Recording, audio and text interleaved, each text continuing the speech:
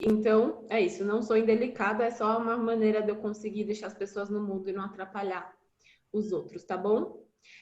Enfim, a gente está usando o chat para se comunicar, funcionou super bem ontem. Por favor, é ótimo que vocês vão nos dando feedbacks, perguntem, comentem ao longo de todo o nosso encontro. E, de novo, vou falar que a gente, amanhã, no final do dia de amanhã, vai enviar avaliação e declaração para vocês fazerem, tá? No final. Então, vai ser só amanhã que a gente envia, referente aos 3 dias, tá bom? Deixa eu ver o que mais. Pedir aqui no chat também, quem puder já deixar um papel, um bloco de notas, um caderno aí por perto, com uma caneta. A gente vai usar mais por meio do encontro para uma atividade. Depois eu explico como que vai ser. Então, deixem aí por perto. Quem já tiver caneta e lápis, ótimo. Quem não tiver, pega aí um rascunho. E o último aviso, eu queria dizer que amanhã a gente vai usar aquele documento que a Débora enviou para as duplas gestoras. É uma tabela, a gente vai precisar que vocês tenham ela em mãos, tá? Amanhã, então, no nosso último dia de seminário, a gente posso reenviar de novo aqui no chat mais tarde e envio de novo no grupo. É importante que alguém do serviço, algum representante tenha ele em mãos ou facilmente acessível aí, tá bom? Qualquer dúvida, vão perguntando pra gente, tá? Um monte de coisa. Então, aí, nosso cronograma, hoje a gente está no segundo dia. A gente vai falar bastante do programa Fazendo Minha História hoje, trabalho com história de vida, o que é, como que funciona, como que a gente desenvolve nos serviços, enfim. E teremos atividades e dinâmicas para trabalhar esse tema e agora mergulhar totalmente, né? Depois que a gente viu um pouquinho do histórico do acolhimento, como que era antes do ECA, depois, enfim, acho que agora a gente mergulha no programa Fazendo Minha História mesmo. E já começa a falar bastante de mediação de leitura. Então, hoje é um dia super gostoso, assim, que a gente gosta muito. Espero que vocês aproveitem.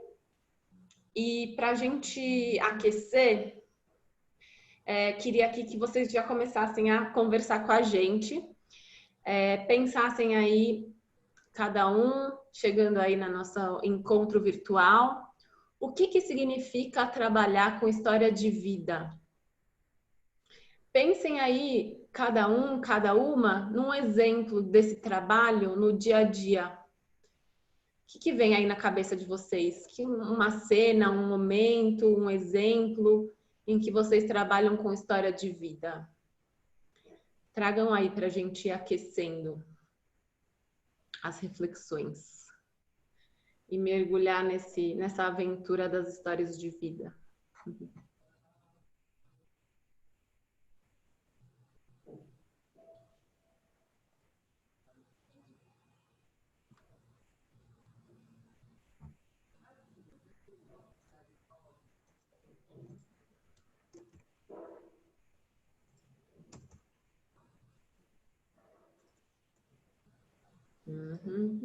Eu vou lendo aqui o que for aparecendo, tá bom? Pra gente compartilhando.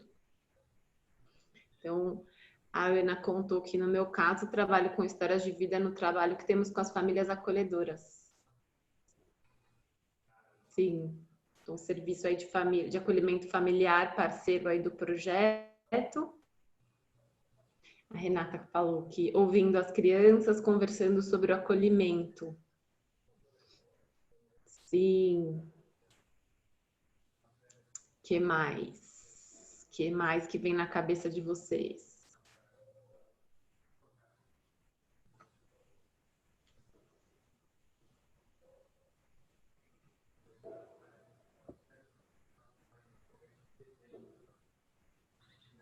A Thelma aqui, ó, perdi esse comentário. Compromisso diário.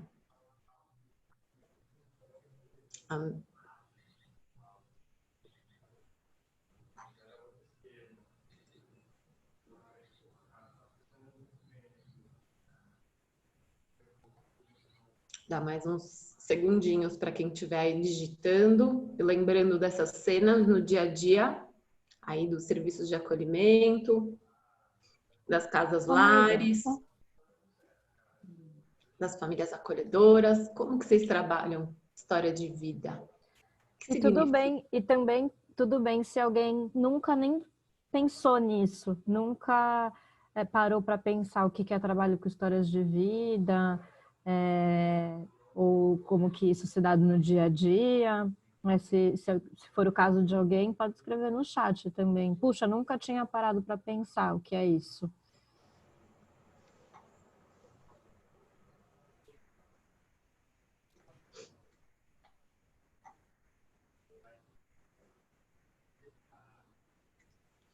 Oba, apareceu aqui. Então, a Beatriz compartilhou que acolhendo e respeitando. A Giovana, ai meu Deus, pulou aqui. Respeitar as diferenças e os significados que cada um dá para a sua história. A Darilene, quando a criança ou adolescente, ai gente, chega no acolhimento, o olhar, o humor e fala sobre a vida.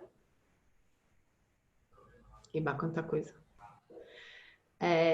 A Ana também colocou mais uma coisinha. Penso que trabalhar com histórias de vida é valorizar cada experiência, cada história, a escuta atenta e acolhedora. O Alex também contou aqui, o aprendizado e respeito à ideologia de cada um. Imagino que seja de cada um. A Jaque, o trabalho com histórias de vida nos coloca em desafios constantes no encontro de respostas assertivas. Quando penso em histórias de vida, penso no tamanho da responsabilidade da equipe, por exemplo, quando temos que opinar sobre o futuro das crianças. Reintegração, adoção, trabalho com autonomia, né? O quê? Que legal, gente. Acolher, a Regiane aqui, ó, acolher, respeitar, considerar todas as vivências que cada um possui. Ah, já que tá a Andréia e a Jaqueline juntas, hein? Elas que construíram aquele texto, então. E a Ivani compartilhou aqui, diálogo diário e utilizando os mesmos na construção da identidade e autonomia deles. Tem bastante história, hein? De vida no dia a dia. No meu caso, seria o relato das crianças, a Rosana que está compartilhando. Ai, meu Deus, pulou aqui. O relato das crianças dia a dia, às vezes um gesto, uma comida que se faz, levar eles a contar um fato vivenciado na sua vida. História de vida é deixar toda a história da criança registrada, cada pedacinho para que elas façam a diferença. Acolher e ajudar sem julgamentos. Bastante coisa.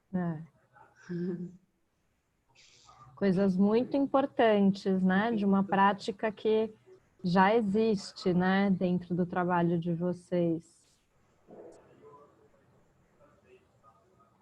Legal. Joyce, você levantou a mão sem querer ou quer comentar alguma coisa e abrir o seu microfone?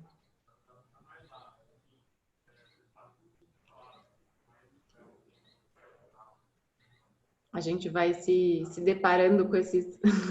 Foi sem querer. Com esses joinha. Tem joinha e tem palmas e tem levantar a mão. Um mundo muito moderno, né? Dá para bater palmas aqui, ó. Vou bater palmas. Bom, não sei se tem alguém ainda finalizando. Ó, temos mais uma mensagem da Maria de Fátima. Entender e compreender a história de cada um. Não. Boa. Bom, se for aparecendo mais coisas... Ó, o Lar Batista. Cadê? Ah, manifestaram que estão aqui. Chegaram. Bem-vindos. E a Legal, Selma? gente. A Selma e a Sol, as últimas duas. Vou ler, daí a gente começa, tá, Dé? Tá. Trabalhamos com histórias de vida todos os dias. É muito importante e de aprendizado sempre. E a Sol, quem trabalha na área sabe que crianças e adolescentes têm direito a conhecer, compreender, elaborar e opinar sobre seu passado, presente e futuro. No entanto, ainda é um desafio colocar em prática essa premissa. Legal, Sol. Bom, gente, vocês já estão aí. Ótimos, né, Dé?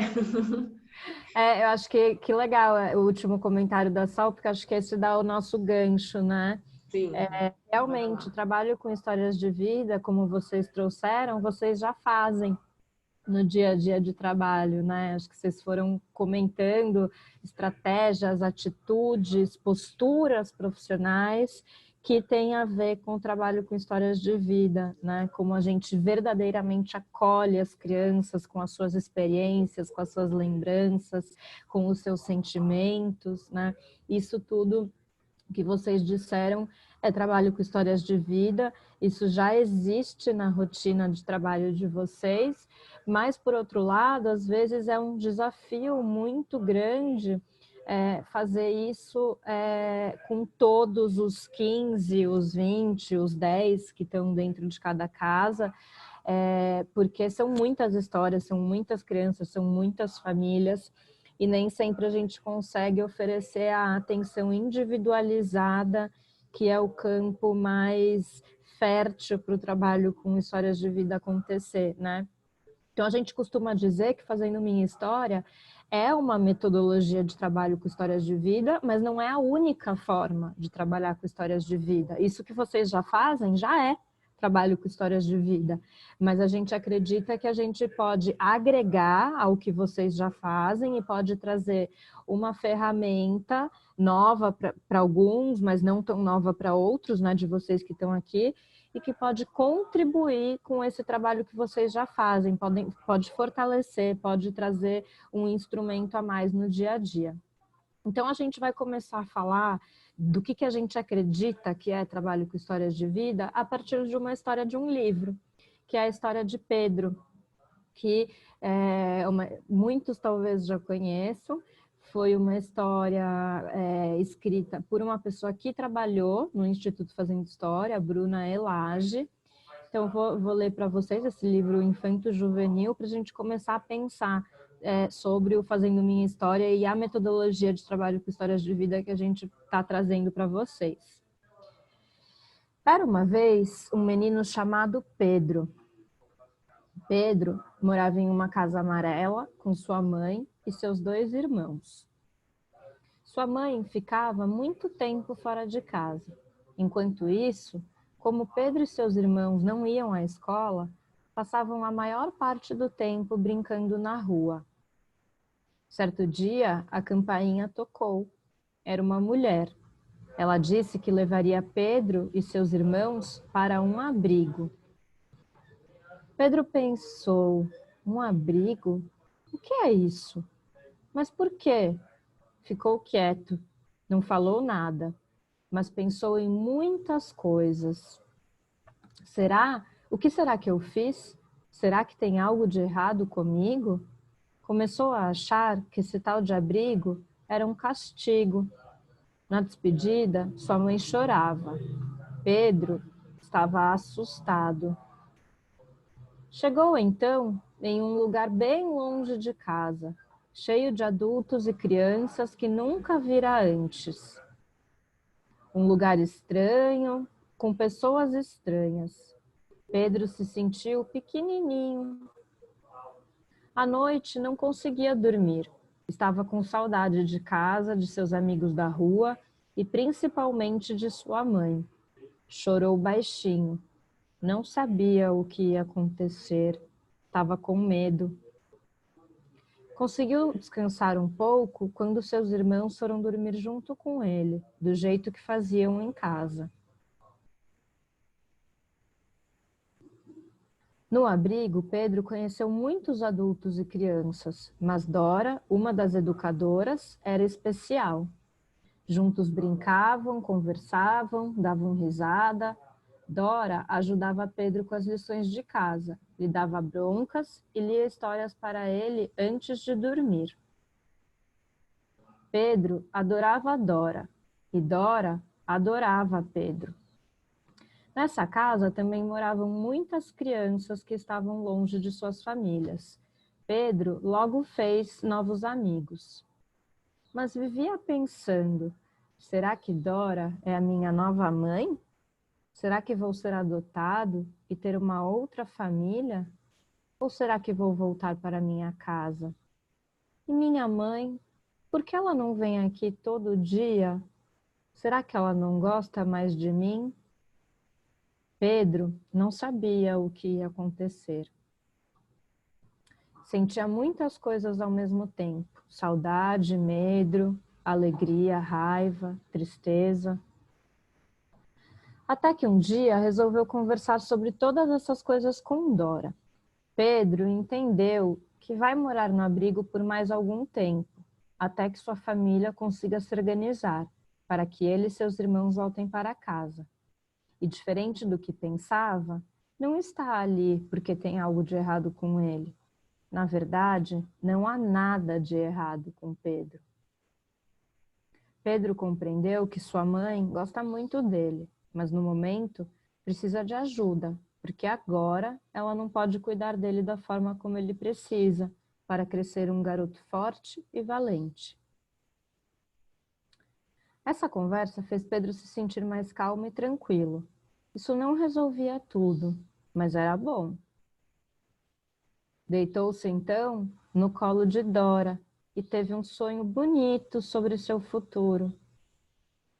Pedro passou alguns meses no abrigo e voltou para casa. Junto de sua família, Pedro cresceu. Tornou-se um homem forte e valente.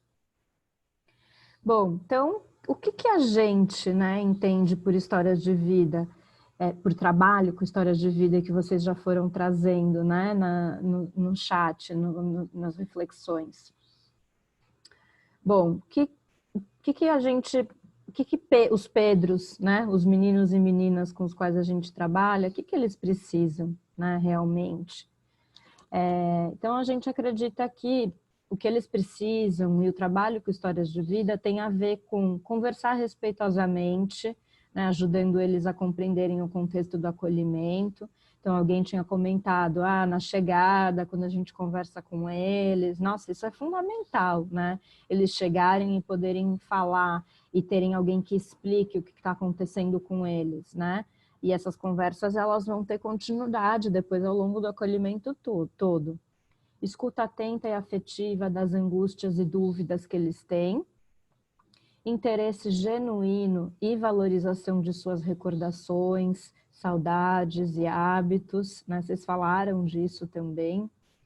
Acolher, ouvir, respeitar, ensinar, dar limites, a gente também dá limite, claro, isso também os ajuda a lidarem com as suas emoções, né? Quando as emoções estão muito à flor da pele, quando as emoções estão borbulhando,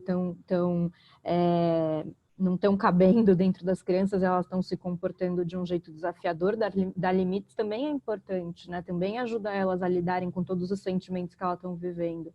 E principalmente se vincular às crianças e adolescentes, isso é bem importante, né? A gente entende que não há trabalho com histórias de vida sem vínculo.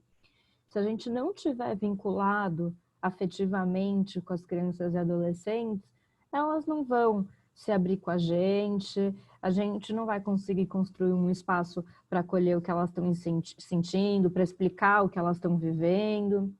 Então, são os vínculos que realmente permitem entender e elaborar o que se passou e o que se passa com a sua família. A gente entende também que trabalho com histórias de vida é decifrar sinais de sofrimento que as crianças e adolescentes comunicam através de comportamentos. Exemplo, choro excessivo, xixi e cocô fora de hora, isolamento, dificuldade de aprendizagem, desrespeito às regras, agressividade, saída sem permissão. A gente entende que esses comportamentos que nos desafiam, né, que nos convocam a agir de alguma forma, eles são todas formas de comunicação, né? Nem sempre as crianças e os adolescentes vão saber comunicar com clareza o que eles estão sentindo, o que está angustiando, quais são as dúvidas que eles têm. Às vezes a gente precisa ajudar eles a elaborarem, a formularem quais são as dúvidas, né? E a gente vai tentar ajudar, fazer essa elaboração junto com eles a partir dos comportamentos que eles também manifestam, né?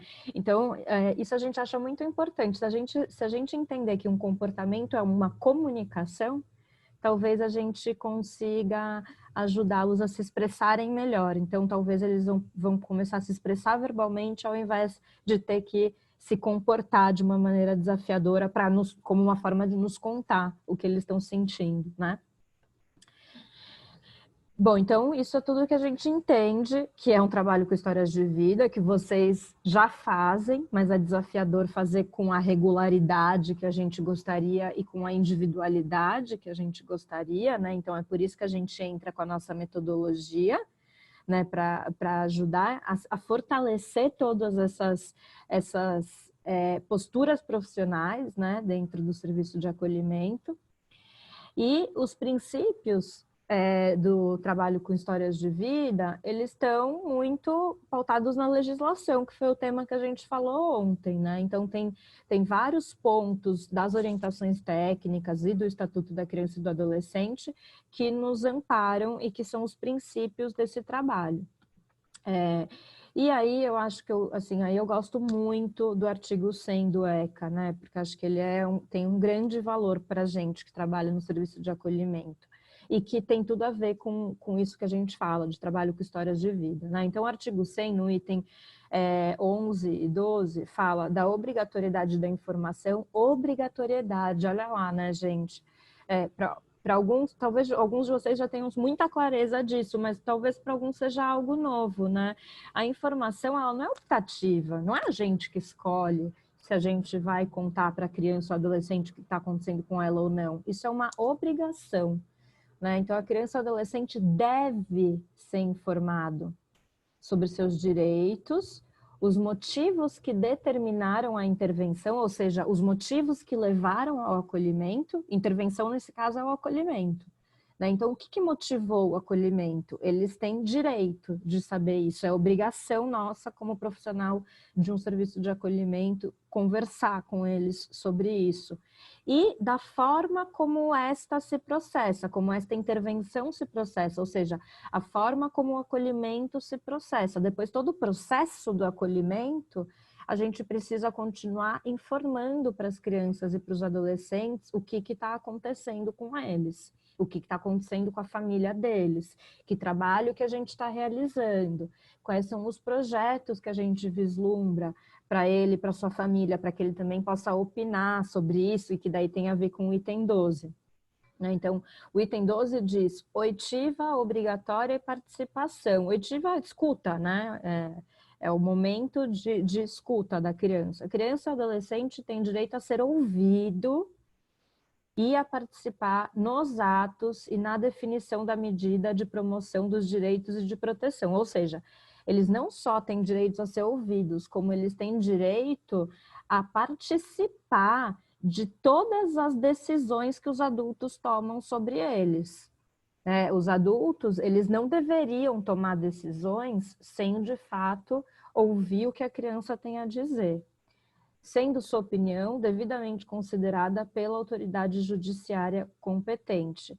Então, a criança e o adolescente, eles têm direito a emitir sua opinião, a falar sua opinião. Não significa que eles vão decidir, significa que a decisão, ela considera também a opinião, né? Não significa que a gente acata a opinião e isso vai ser o que vai ser decidido, mas significa que eles vão poder ter a sua opinião ouvida e que isso vai ajudar na decisão que os adultos tomam. E aí eu acho que um ponto importante, né, gente, que opinião a gente não constrói do dia para a noite. A gente só tem condições de construir opinião sobre um determinado assunto, né? Então, assim, se eu vou morar com a minha mãe ou se eu vou morar com a minha avó.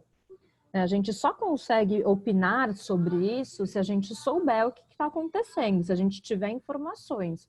O que está acontecendo com a minha mãe? O que está acontecendo com a minha avó? Quais são as condições das duas? Né? São essas informações, são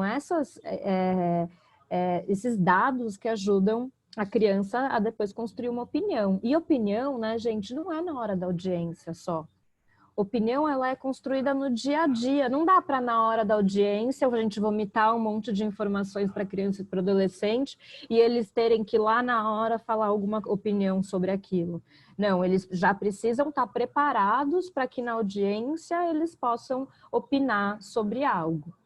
Então, opinião é algo que se constrói no nosso dia a dia de trabalho, né? Nas sutilezas do dia a dia do nosso trabalho. Né? E é desafiador, né? Como que a gente faz isso? Como que a gente ajuda a criança ou adolescente a ter uma opinião, né? Sobre coisas tão importantes que vão acontecer e que acontecem na vida dela. Outros princípios, né? Princípios que estão nas orientações técnicas, né? Sobre que tem a ver com o trabalho com histórias de vida.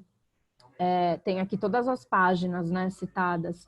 Tem um trechinho que fala que o impacto do abandono ou do afastamento do convívio familiar pode ser minimizado se as condições de atendimento no serviço de acolhimento propiciarem experiências reparadoras à criança ou adolescente e a retomada do convívio familiar. Então, a gente entende que trabalhar com histórias de vida, que acolher verdadeiramente, né, o que a criança tem a dizer, o que ela está sentindo, isso é uma experiência reparadora. Né? É essa postura do adulto que acolhe, que quer entender o que ela está pensando, o que ela está sentindo, isso é uma experiência reparadora de fato, né? Isso que é de fato acolhedor, né? No momento, num contexto de acolhimento. Lá nas orientações técnicas, também na página 27, diz que o atendimento deve ser oferecido para um pequeno grupo e garantir espaços privados, objetos pessoais e registros, inclusive fotográficos, sobre a história de vida e desenvolvimento de cada criança e adolescente. Então, olha, as orientações técnicas, elas já dão toda a indicação, né, de que o trabalho com histórias de vida, além das conversas, da postura de acolhimento, né, de ajudar a criança a compreender, tem essa parte concreta, prática também, né, da gente organizar registros que depois vão poder ficar com a criança e com o adolescente. E diz mais, né, que a organização de registros sobre a história de vida e desenvolvimento é uma das ações que o serviço deve incluir no seu projeto político-pedagógico. Então, as orientações técnicas, quando elas descrevem, né, quais são itens importantes de um projeto político-pedagógico, ela diz que esse registro, essa organização, né, concreta das histórias, do desenvolvimento da criança, deve existir, né? Quais são os benefícios, né, então, da gente fazer um trabalho com histórias de vida sistemático, né, gente? Porque o trabalho com histórias de vida, como vocês disseram todos, né, a gente já faz no nosso dia a dia. Acho que a gente tem que pensar se ele é sistemático, se ele está organizado, se a gente documenta, né, sobre esse trabalho, se a criança, ela de fato leva registros depois, né? A gente tem um projeto de fato para trabalhar com histórias de vida, ou fica meio a critério de cada profissional, depende da sensibilidade de cada um. É o que a gente está propondo é que esse trabalho ele se torne sistemático e que ele de fato seja colocado como uma prática que o serviço deve fazer, né? E que horas que faz, quando faz, quem é que faz, né? Todo o trabalho que a gente realiza no serviço de acolhimento, ele deveria estar escrito em algum lugar, né? Escrito, e não só para deixar na gaveta, mas para orientar o trabalho de todos os profissionais, né?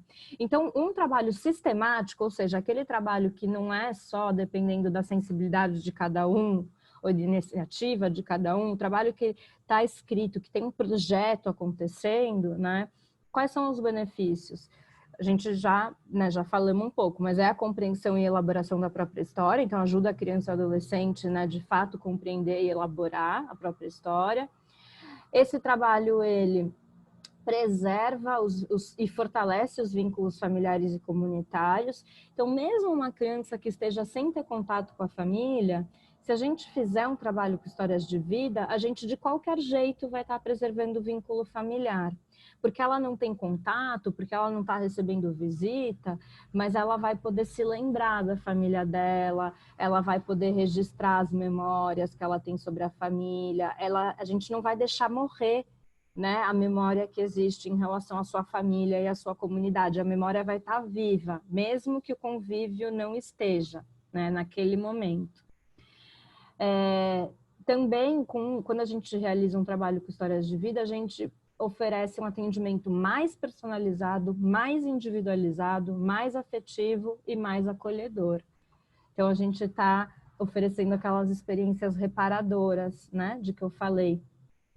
A gente apoia a criança ou adolescente a construir uma opinião consciente sobre sua situação. E a gente, nossa, olha que benefício para a gente, para o nosso trabalho. A gente constrói um PIA, um plano individualizado de atendimento mais alinhado à opinião da criança ou adolescente.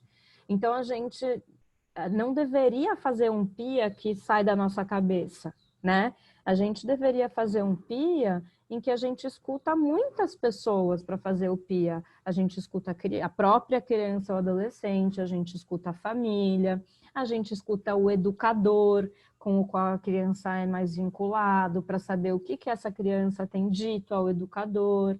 A gente conversa, sei lá, com os irmãos, enfim, a gente reúne, né, diversas pessoas que são importantes para a criança e adolescente para, de fato, fazer um PIA que não é um copia e cola igual a outros PIAs que a gente já fez na vida, mas um PIA que é muito particular daquela criança, que considera o que ela sente, o que ela pensa e também a situação muito singular da sua própria família, né?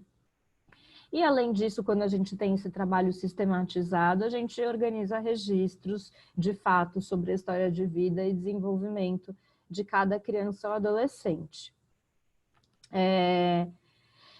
Bom, a gente falou então agora o que a gente entende por trabalho com histórias de vida, e a gente agora vai então passar rapidamente o vídeo do Fazendo Minha História, que vai tornar mais concreto tudo o que a gente faz para contribuir para esse trabalho. Eu vou compartilhar aqui com vocês o vídeo, só um minutinho.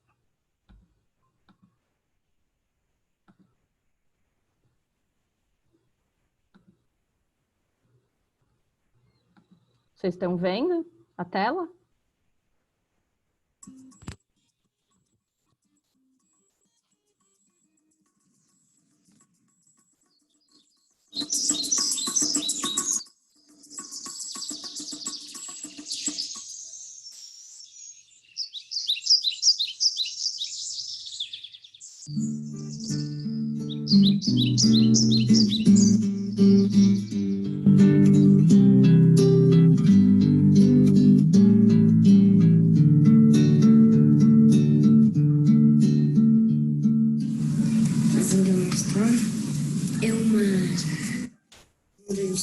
Algo aqui é um projeto. Esse é um projeto que nasceu há 10 anos atrás, da certeza de que as crianças mereciam ser donas das histórias delas. Como a gente vai fazer? Como a gente vai fazer? Quem são elas? A minha mãe. Olha só, é a mamãe e o papai? Como é que é o nome da mamãe? Não lembro. Não lembra? O nome do papai é Nivaldo Gomes Coutinho. E aqui? Aqui era a mamãe, Marlene Avelina Maria de Jesus. Cadê ela? Aqui, ó. O que eu via eram algumas crianças que não sabiam de onde vinham, então não tinham como saber para onde iam querer ir. Isso, muito bem.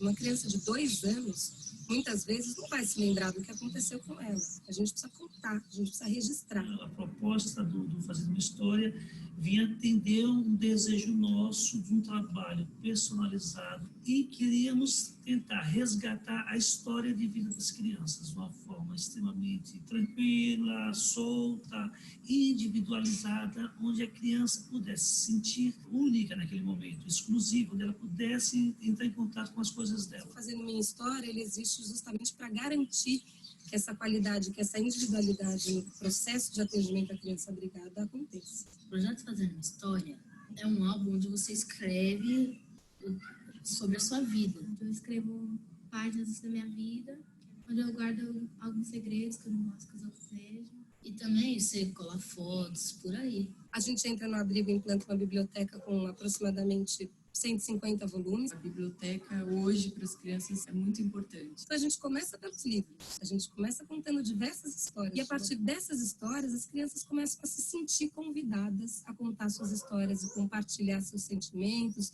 suas dificuldades, suas vitórias. Aquilo vai aparecendo naturalmente. Elas vão começando a pensar também no futuro, no projeto de vida. O que elas imaginam para a história delas. A gente percebe o quanto é importante, mesmo que a história seja difícil, o quanto é importante elas poderem falar. Como eles estão, como foi, como estão agora, possibilidades futuras. Eles registram sonhos. Com muito carinho, falar a respeito da história com as crianças, que é direito dessas crianças.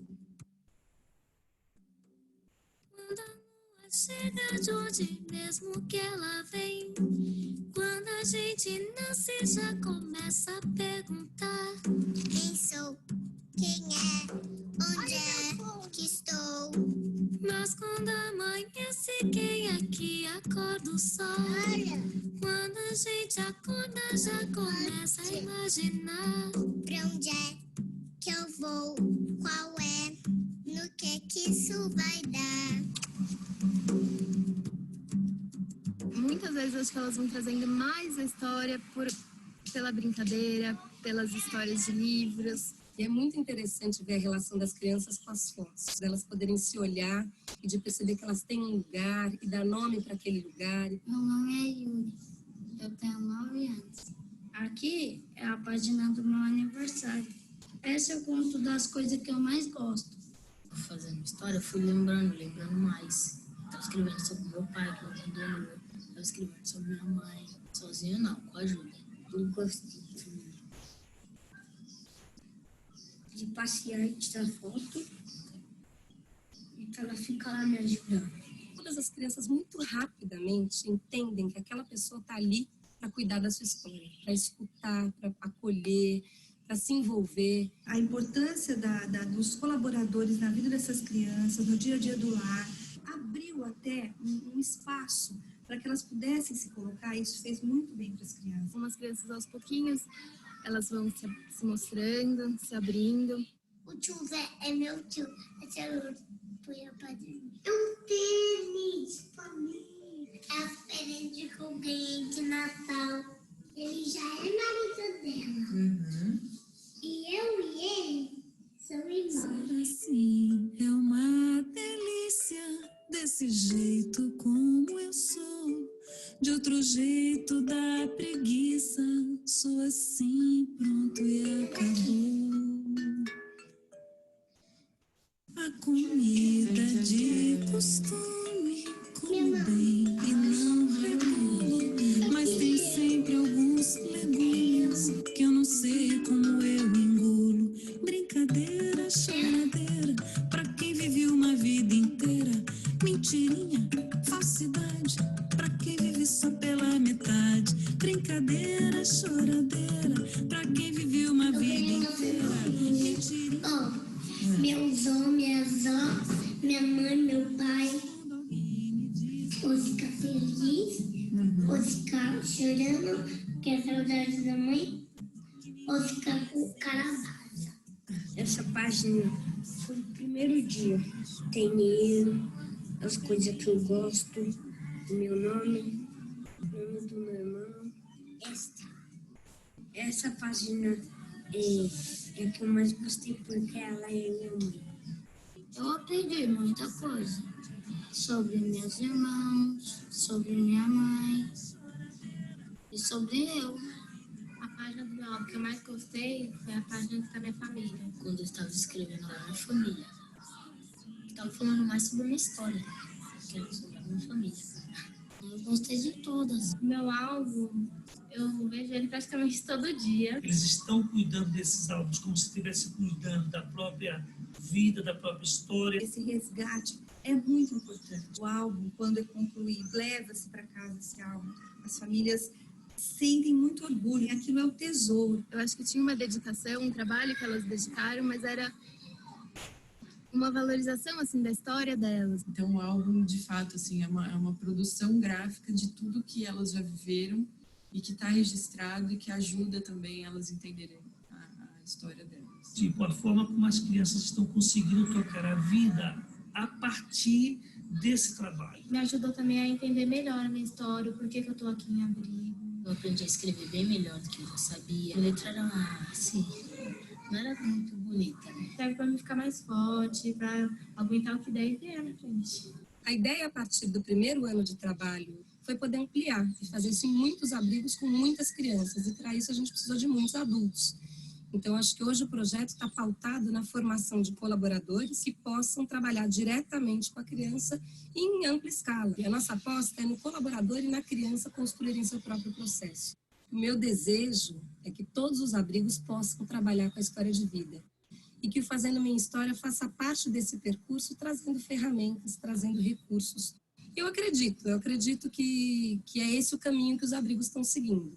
Que as crianças estão cada vez mais, uma a uma, sendo olhadas em suas histórias e, portanto, tendo mais chances de ter uma história feliz.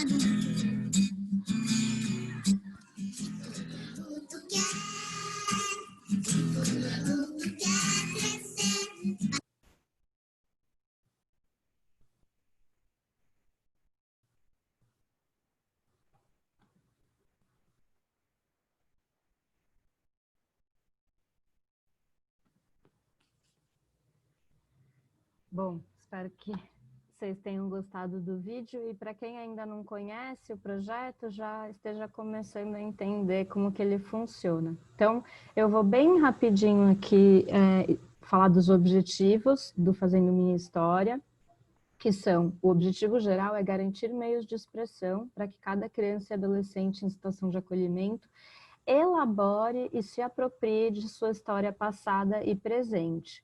Bom, como é que a gente faz para ajudar a criança a elaborar e se apropriar da sua história? A gente tem 3 objetivos específicos para alcançar isso.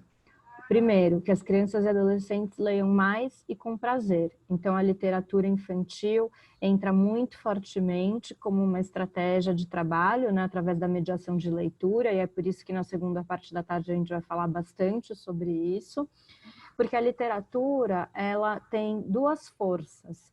Primeiro, que ela nos ajuda a construir um vínculo mais forte com a criança, né? O adulto que lê para uma criança, ele se aproxima afetivamente dela. E segundo, porque na literatura, nas histórias, a gente pode encontrar recursos emocionais, simbólicos, para lidar com a nossa própria história. A gente se identifica com os enredos, com os personagens, e isso faz com que a gente se conecte com os nossos sentimentos e com os conflitos e questões que a gente está vivendo. Segundo, que crianças e adolescentes reconheçam o valor e registrem suas histórias. Então, cada criança tem um álbum em branco, onde ela vai com a ajuda de um adulto, que eu já vou explicar que adulto é esse. Com a ajuda desse adulto vai construir um álbum da sua história. Então, não é só também construir o álbum, é um adulto que vai valorizar essa história. E essa construção ajuda a criança a sentir que a sua história tem um valor. Que adultos conversem afetivamente com as crianças e adolescentes sobre suas histórias. Então, a gente também entende, para elaborar e para se apropriar, que a gente precisa que os adultos que convivem com essas crianças, que eles possam conversar de uma forma afetiva, empática, acolhedora com as crianças e adolescentes sobre o que elas estão vivendo. Esse é o nosso triângulo metodológico, que vocês, para representar graficamente, né, os nossos objetivos. Então, as conversas afetivas têm a ver com o vínculo, os livros que têm a ver com ler mais e com prazer, e o álbum que tem a ver com registrar e valorizar a história. Mas essas coisas, elas estão todas conectadas, né? Então, ler livros ajuda a construir o vínculo e a fortalecer a relação. Né? Quando a relação está mais fortalecida, é mais fácil a gente construir o álbum, porque as crianças vão se abrir, vão falar mais das suas histórias. e etc. Então, isso está tudo super conectado. Como que funciona o nosso projeto, a nossa parceria com vocês? Vocês, serviços de acolhimento, são responsáveis pela gestão do projeto e por isso tem uma dupla gestora em cada um dos serviços de acolhimento que vai ser responsável por tocar no dia a dia do serviço esse trabalho. As duplas gestoras estão definidas, se vocês ainda não souberem quem é a dupla gestora, depois perguntem, tá bom? Para a equipe técnica que eles vão saber responder. A estrutura material para realizar esse trabalho, a gente que vai oferecer. Então, ontem, quando eu falei do financiamento, vocês lembram? Eu falei que todo o recurso necessário para a gente desenvolver esse trabalho já está garantido. Já vou falar para vocês qual é a estrutura material. E a formação. A formação são esses seminários que a gente vai ter ao longo do ano, né, até março do ano que vem. A gente vai ter 3 seminários. Já vou falar um pouco sobre tudo isso. E antes, quem é que, quando eu falei, o adulto que ajuda a criança, né, a construir seu álbum e que vai estar ali fazendo mediações de leitura com ela, né, para construir um vínculo para esse processo acontecer, quem é esse adulto? É uma pessoa que a gente chama de colaborador. Esse colaborador, quem seria? Seria uma família acolhedora, eventualmente, se for dentro de um serviço de família acolhedora, um voluntário da sociedade civil ou os próprios profissionais do serviço de acolhimento que desejem, que tenham o perfil e que genuinamente se interessem pela proposta, né? Que não é que vão fazer porque é obrigação, mas porque participaram dos seminários, participaram de algum encontro e se interessaram e querem fazer esse trabalho.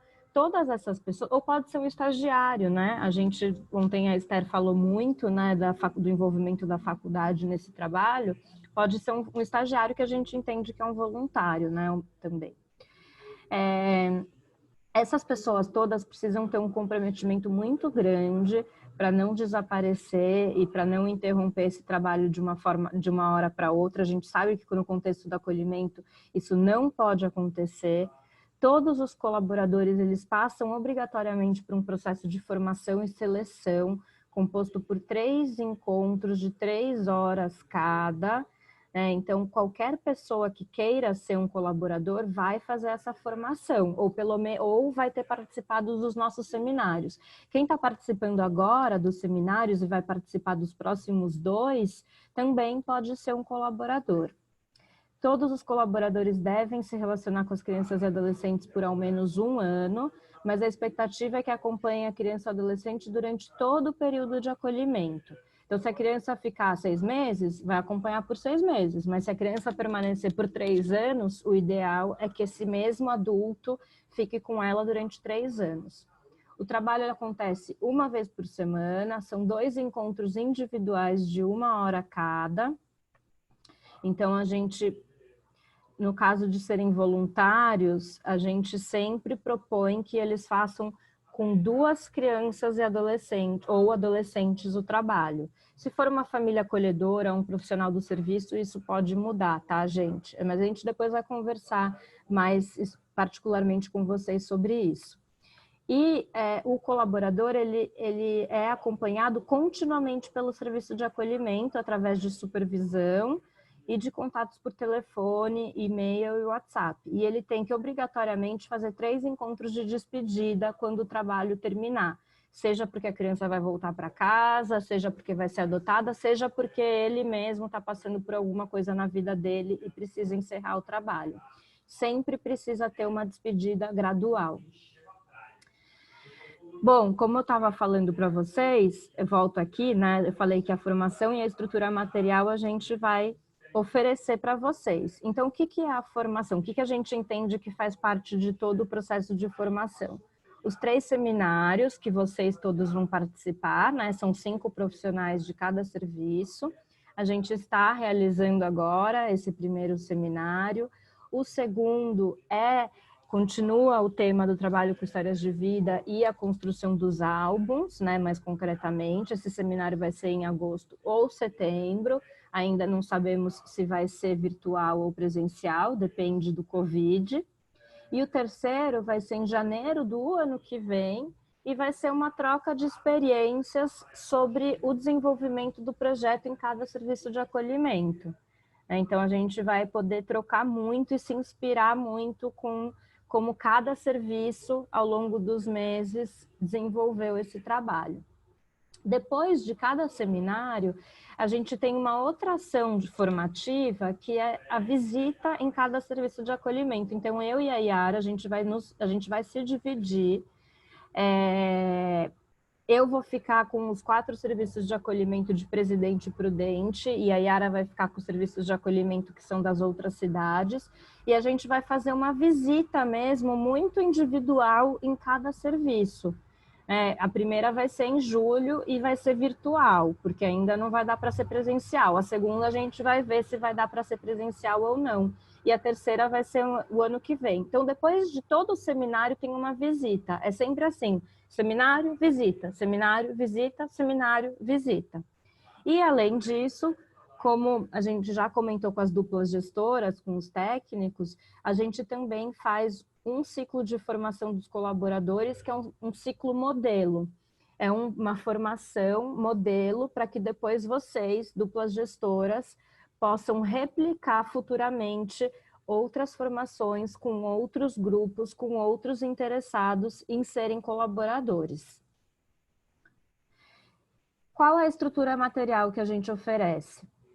A gente dá para cada serviço de acolhimento um kit de replicação da metodologia, 200 livros infanto-juvenis novinhos em folha, que a gente está num processo de compra agora e a gente vai mandar entregar aí para vocês, uma esteira de leitura, materiais de ambientação da biblioteca, então vocês vão ter recurso financeiro para comprar móveis e produtos de decoração para construir uma biblioteca muito aconchegante. Depois a gente vai explicar isso melhor para vocês. Mas vocês vão poder, vocês vão de fato montar uma biblioteca em cada serviço de acolhimento. E tem um recurso para isso, tá? Depois a gente explica como que vai funcionar a compra e tudo mais.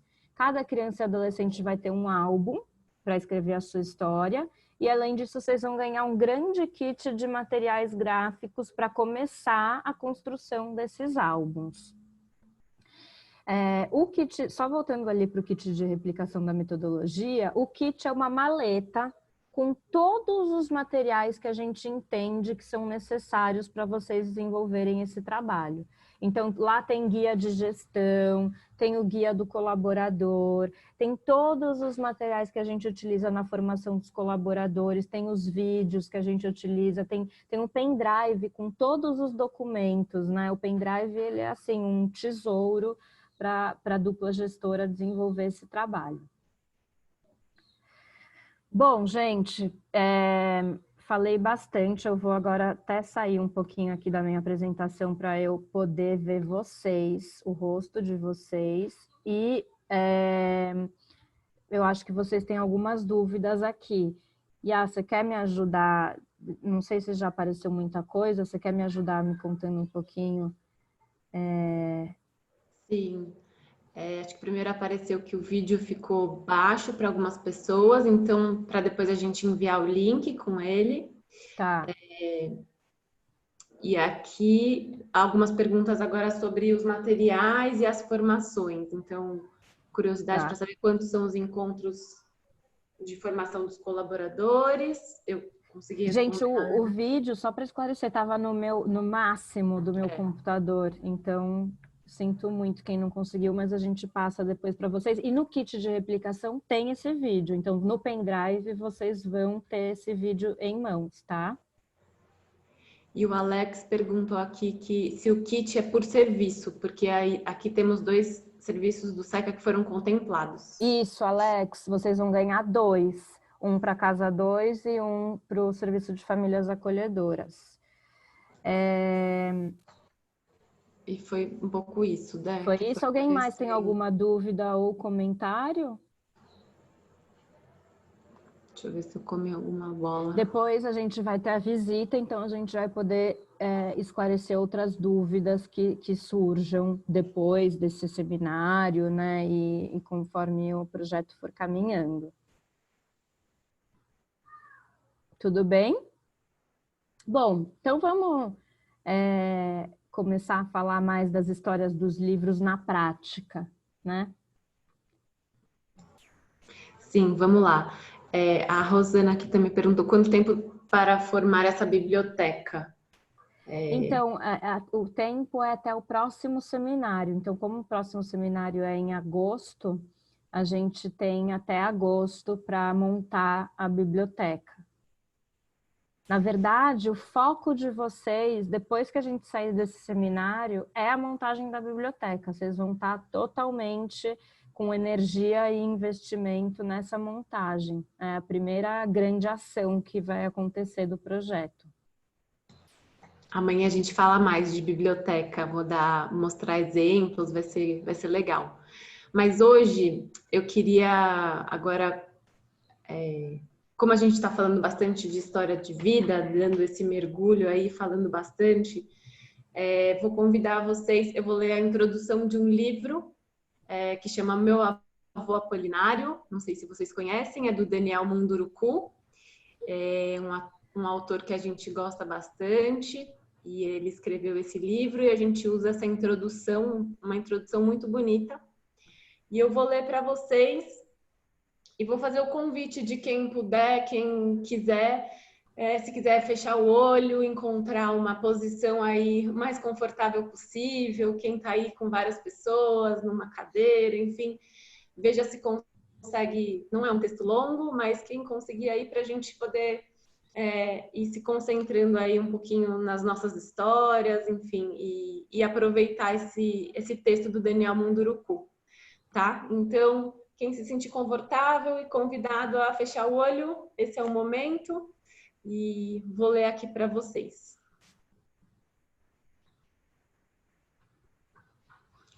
Gosto muito de contar histórias. Histórias moram dentro da gente, lá no fundo do coração. Elas ficam quietinhas num canto. Parecem um pouco com areia no fundo do rio. Estão lá, bem tranquilas, e só deixam sua tranquilidade quando alguém as revolve.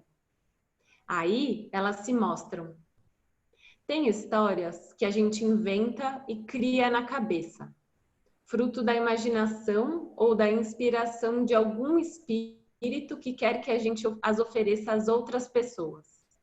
Podem ser histórias engraçadas, românticas ou tristes. Histórias ajudam as pessoas que as leem de alguma forma que eu ainda não descobri. Apenas sei que elas tocam lá no fundo, e é por isso que as pessoas gostam delas. E tem histórias, esta sim, escrita com H maiúsculo, que aconteceram de verdade e que fazem parte da gente. São a vida da gente. Acontecimentos que fizeram a gente saber sobre nós mesmos, ou fatos que fizeram a gente rir, ou chorar, ou só pensar. Mas são sempre fortes, porque marcam a nossa personalidade, nosso modo de ser e agir no mundo. A história que vou contar não é sobre a minha pessoa, ou melhor, é sobre a minha pessoa, mas não a que sou hoje, porque eu já não sou o mesmo que fui ontem, e sim a pessoa que fui me tornando ao longo dos poucos anos de convivência que tive com meu avô, um velho índio que se sentava de cócoras para nos contar as histórias dos espíritos ancestrais, a quem ele chamava carinhosamente de avós e guardiões. Na verdade, não sei muita coisa sobre meu avô, porque eu via muito pouco. No entanto, esse pouco de convivência marcou profundamente minha vida, formou minha memória, meu coração e meu corpo de índio. Acho até que falar dele me faz resgatar a história de meu povo e me dá mais entusiasmo e aceitação da condição que não pedi a Deus, mas que recebi dele por algum motivo. É isso que quero neste pequeno livro, partilhar um pouco da minha história, da história do meu povo e do meu avô ancestral, que me levou a compreender a sabedoria que está em todas as coisas e me fez descobrir que não nascemos para estar o tempo todo no chão. Nascemos com asas para voar em muitas direções, às vezes sem sair do lugar. Então, essa é a introdução do livro do Daniel Munduruku. E quem estava de olho fechado pode ir abrindo aos pouquinhos. Esse é o momento que, se vocês estiverem aí com o papel e a caneta, de tentar escrever um pouquinho o que veio na cabeça enquanto vocês ouviam essa introdução do meu avô Apolinário. Que palavras, que sentimentos passaram na cabeça, que memórias, alguma memória veio? Ou que está vindo agora também? Deem uma refletida e tentem colocar no papel, façam esse exercício assim para ir registrando. O que foi aparecendo aí ao ler essa história?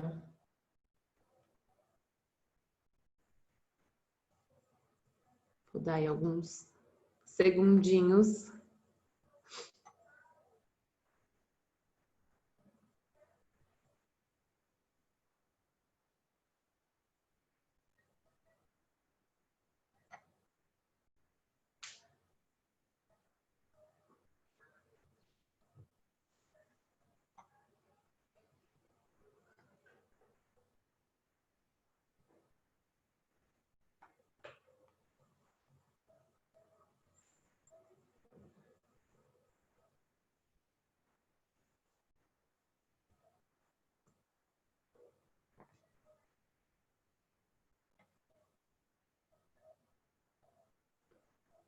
Estou vendo aí que tem gente ainda escrevendo.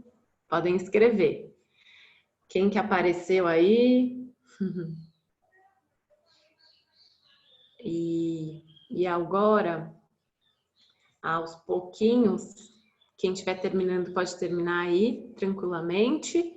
Quem já foi, quem já terminou, conseguiu aí registrar algumas coisas e tiver vontade de compartilhar um pouquinho o que vocês foram registrando, algumas reflexões, alguma memória. Quem se sentir confortável e à vontade pode abrir o microfone e contar para a gente, para o grupo, o que foi aparecendo aí.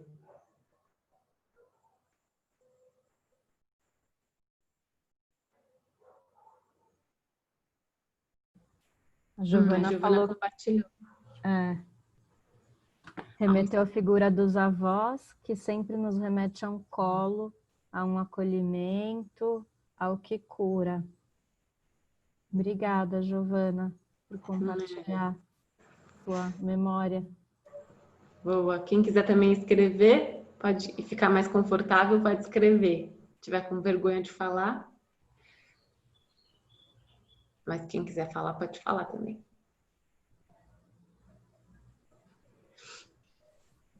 Gente, boa tarde. Boa tarde.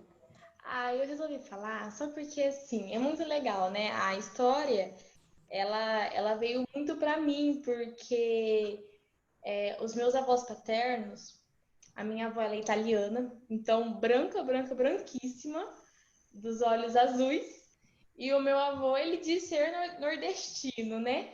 E aí eu sempre me sentia muito diferente da família por ser a única morena, porque meus tios e meus primos são todos brancos. E aí ele sempre falava assim, não fica assim não, fica tranquila, porque a sua bisavó, ele contava uma história toda, falando que ela tinha sido laçada, que ela era uma índia, e que por isso eu era tão especial, porque eu também era uma índia. Então, assim, hoje ele já não se faz mais presente, infelizmente, mas, assim, veio muito essa memória e parecia muito comigo a história, né? Porque toda vez ele falava isso, que eu não era diferente, é porque eu era a única especial índia da família, porque o resto era tudo branco, sem, como ele dizia assim, sem cor, né? Sem graça. E eu era a única com corzinha ali que tinha puxado o lado dele, que ele era um pouquinho mais moreno também. Então, assim, ele adorava inventar histórias, dizendo que eu tinha puxado uma cultura indígena que ele diz, não sei se é verdade, né? Que seria da parte da família dele, mas foi muito bom mesmo. Ah, obrigada, Beatriz, por ter compartilhado. Ah, muito legal. A Andressa compartilhou aqui também no chat. Lembramos da nossa infância, brincadeiras no sítio com o avô e primos, contos de histórias antigas, sentimento de amor, infância com avós. A Andressa e a Silvana, do Minha Casa. E a Vânia também. E a Vânia. Silvana e Vânia. Obrigada, gente. A Ivani também lembrou das experiências dos avós e a sabedoria deles contribuiu muito com a minha infância e juventude. Legal, Ivani. Bastante gente que se lembrou dos avós. Sim.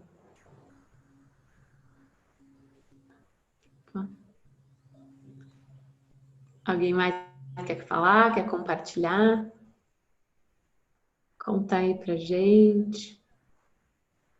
A Ana falou que me remeteu às noites que eu dormia na casa da minha avó e sempre ao deitar ela contava várias histórias e cantava músicas que para ela eram muito significativas e que para mim, minha irmã e meus primos hoje fazem parte da nossa história. São lembranças afetivas. Que legal. Obrigada, Ana.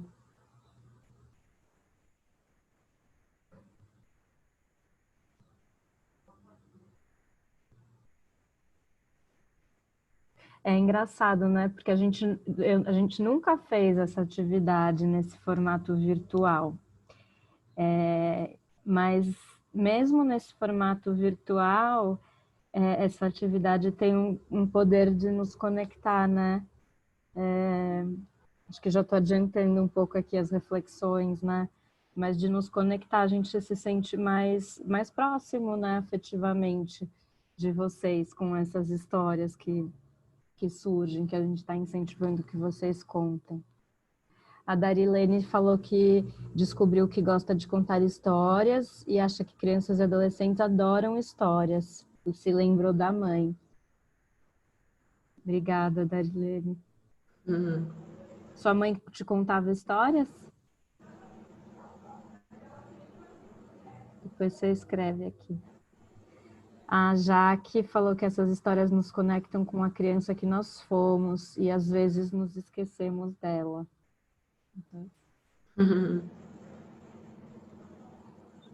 Vocês gostam mais de ouvir ou de contar histórias, hein? Muito legal mesmo compartilharem com a gente o que foram pensando. Lembra muito dos avós, né? Ele fala do avô índio dele. Então acaba que a gente às vezes lembra dos avós também. Mas isso, né? Uma história, uma introdução de um livro, né? Provoca sentimentos e pensamentos tão diferentes, né? Em todo mundo, nos leva a lugares da infância, de muito tempo atrás. A gente se pergunta quem que a gente é, como que a gente descobriu qual que é a nossa origem, né, Beatriz? De se olhar a cor da nossa pele, de olhar as semelhanças, as diferenças, se sentir diferente. Lembrar dos avós, muitos talvez nem estejam vivos, da mãe, pai, enfim, familiares queridos, pessoas, sentimentos, afetos, né, com essas pessoas. A Ana Mariela falou que adora contar histórias, entrar na história, viver aquele mundo da imaginação. A Rosana também, adora contar. Fiquei saudosa, me deu saudades do passado. Vejam que interessante, né? E aí já partindo para a reflexão e por que a gente propõe, né, essa dinâmica. É poderosa, né, uma história de um livro, né? Porque ela faz com que a gente entre em contato, sim, com memórias. É claro que o livro, ele fala de avô, então muita gente se lembra de avô por conta disso, né? Então, o tema da história faz com que a gente se conecte, né, com aquele tema, mas para além disso, ele nos conecta com a emoção, né? Nos conecta com os nossos sentimentos, né? Ele traz memórias, e não são memórias puras, sem afeto, são memórias que a gente vai lembrando e que elas vêm carregadas de emoção, né? A Giovana falou muito forte essas lembranças, pois sempre, quando preciso de um fôlego, busco na memória as palavras, os gestos de amor e cuidado que ela tinha. É muito bom poder acessar isso sempre. Legal. O Alex falou que através da história que vemos a transformação da vida. Sim. Pois é, né, gente? E olha só, né? A gente está fazendo isso de um jeito virtual, que para a gente é uma experiência nova, e ainda assim essa história teve esse poder, né, de conectar vocês a algo muito particular da vida, a um sentimento, né? Imaginem só se isso for feito pessoalmente, né? Se a gente puder estar lá lendo para uma criança, ouvindo o que ela tem a dizer sobre isso, ouvindo as conexões que ela faz, eventualmente as memórias que ela traz. É muito forte o que a literatura traz, né? E é por isso que a gente usa esse recurso no projeto, e é um recurso importantíssimo, que a gente espera que não sejam só os colaboradores que usem desse recurso, não seja só no encontro para fazer o álbum que a gente usa a literatura. O que a gente espera desse trabalho, e por isso que a gente queria muito que os educadores estivessem presentes nesse seminário, é que a mediação de leitura e os livros, eles possam ser também uma ferramenta de trabalho dos educadores. E é por isso que a biblioteca vai ficar dentro da casa, né? Porque a gente quer que vocês, educadores que estão aqui hoje, e outros para os quais vocês vão poder contar que trabalho é esse, que vocês possam descobrir nos livros uma potência de aproximação com a criança, que vocês possam, a partir dos livros, né, ajudá-los a falar mais sobre eles, que vocês possam se vincular mais com eles. Então, a biblioteca que vocês vão ganhar, que vocês vão montar, não é só para os colaboradores, pelo contrário, é a biblioteca que vai ser da casa, né? A biblioteca que vai ser do dia a dia de trabalho de vocês. A Ivani está falando que gosta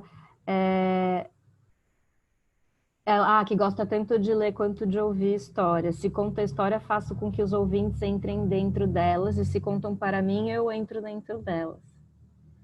Que bom. Acho que muitos de vocês que estão aqui hoje, então, já têm, né, uma conexão com livros e com literatura. Que bacana.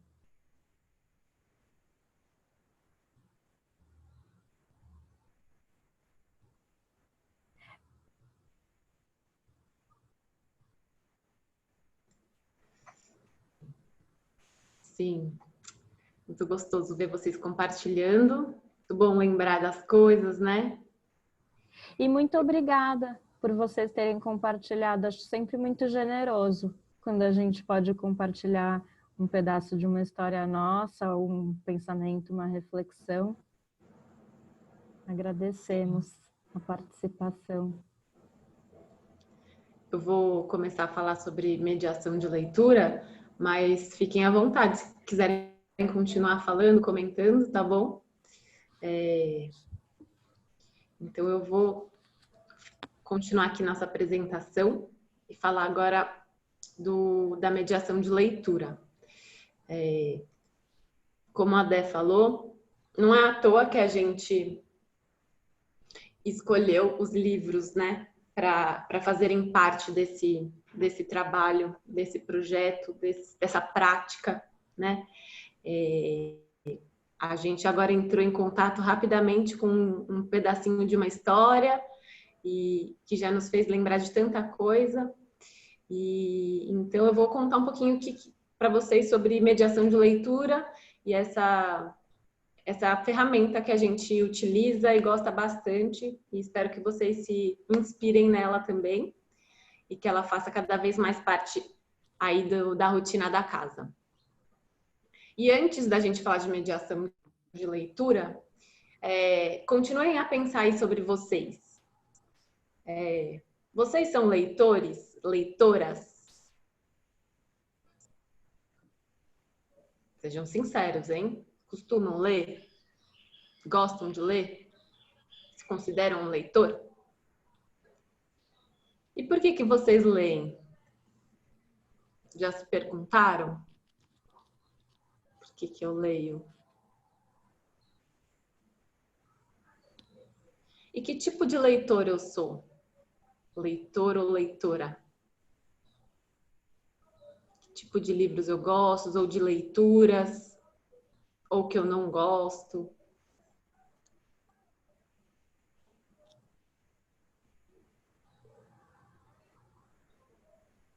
Sigam pensando aí.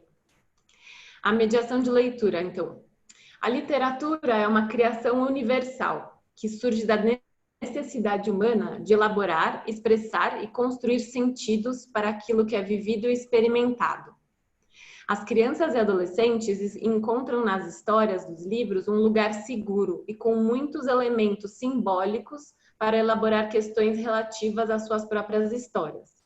A partir da leitura, é possível experimentar papéis, descobrir novas possibilidades e refletir sobre situações coletivas e individuais. É possível sonhar e recriar a vida. Então, a gente, quando vai falar com algum adolescente ou uma criança sobre alguma situação, às vezes é difícil de contar ou abrir logo assim de cara o que a gente está pensando, né? A gente nem sabe. E aí o livro, o contato com outro personagem que está vivendo lá no livro essa história, é ele quem está vivendo uma aventura, uma situação difícil, às vezes nos ajuda a colocar para fora ou pensar sobre as nossas próprias dificuldades, as nossas próprias conquistas. Então... Desculpa te interromper, tem gente que não está conseguindo visualizar, eu tô. Eu acho que você pode tirar e colocar de novo, senão a gente tenta aqui. Vamos tentar de novo. Me digam aí. Tá aparecendo, pessoal, agora para vocês?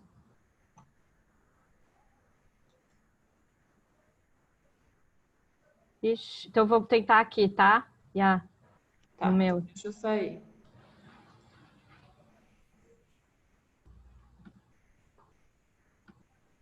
Vou tentar, Dé. Tá aparecendo, pessoal? Tá aparecendo. Diga para nós, Ana Carolina, se tá conseguindo ver. A Ana que não estava conseguindo. Ainda não? Ó, a dica da Esther. Se estiver vendo no celular, é só desligar a tela para a esquerda. Boa. Você tá no celular? Tá no notebook. Ixi. Não tá aparecendo ainda? Ana, então faz assim, sai da reunião e entra de novo. Vamos ver se daí você consegue.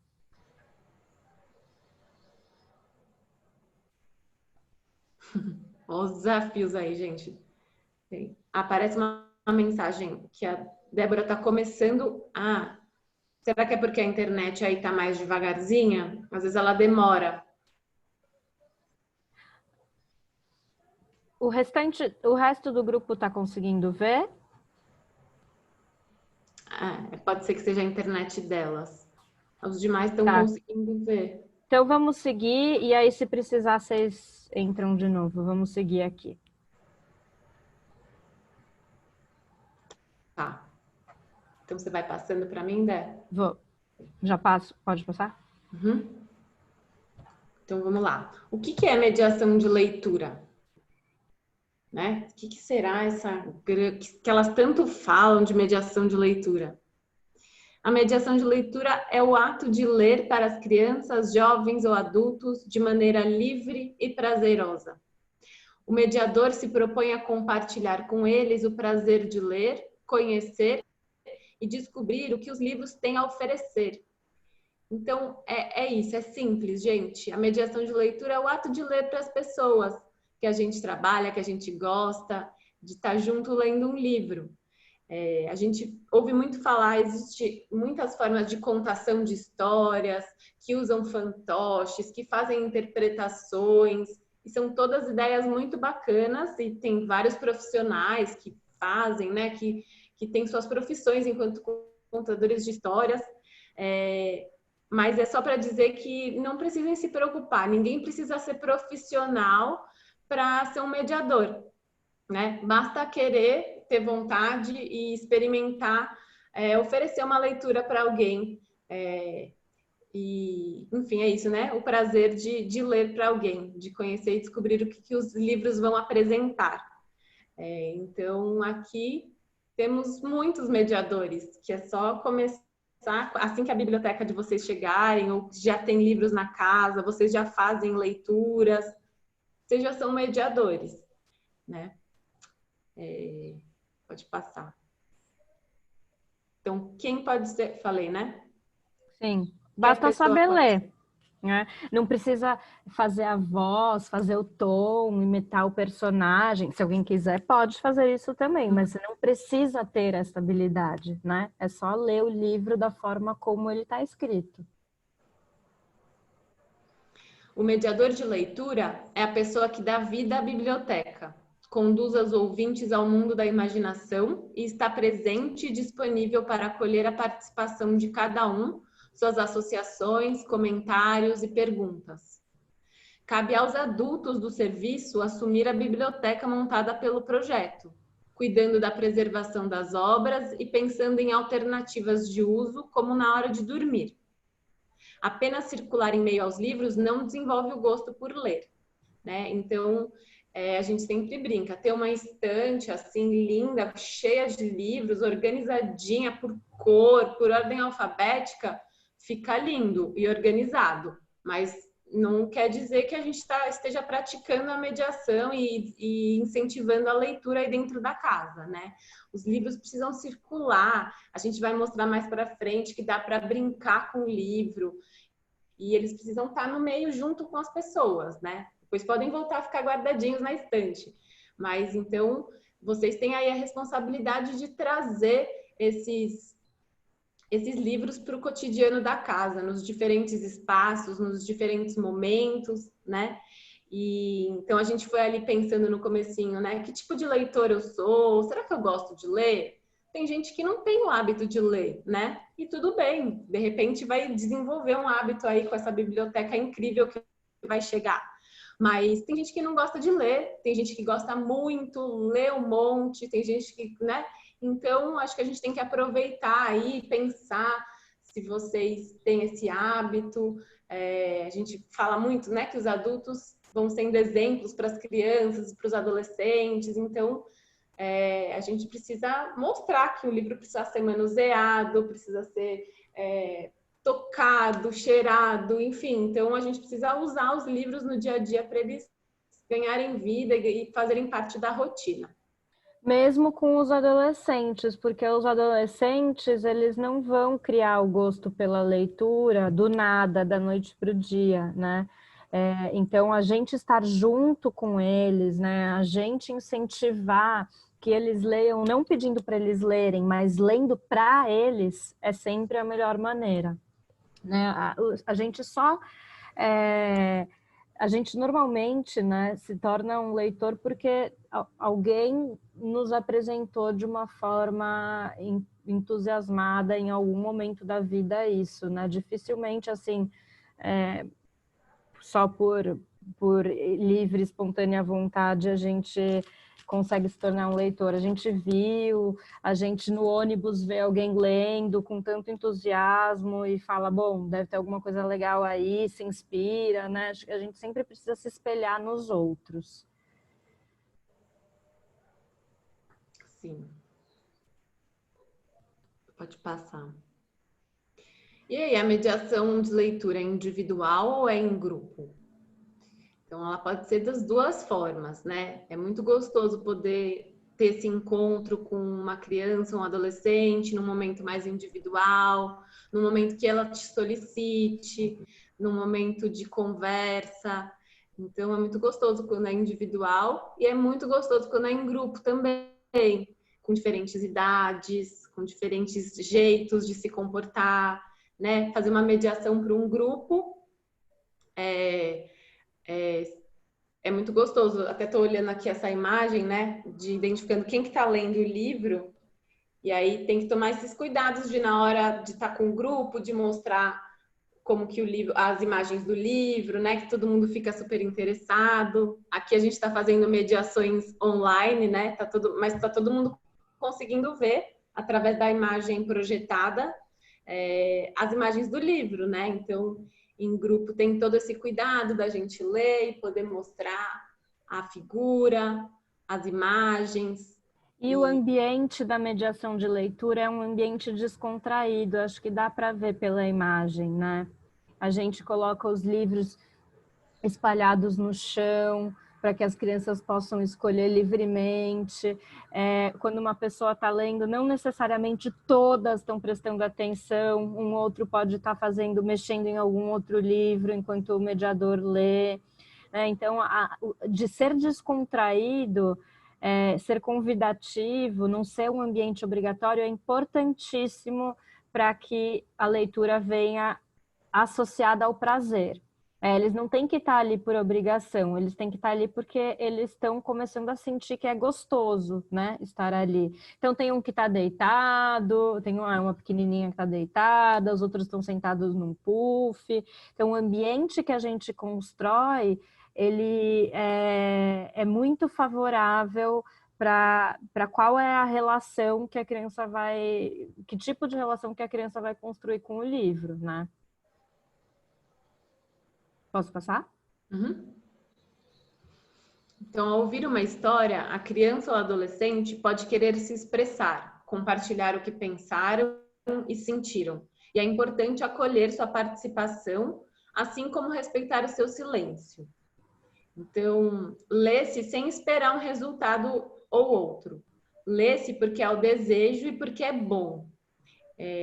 Então, é isso, assim, o grupo pode ficar quietinho, o grupo pode sair falando, a gente nunca sabe o que vai acontecer depois da mediação, durante uma mediação de um livro.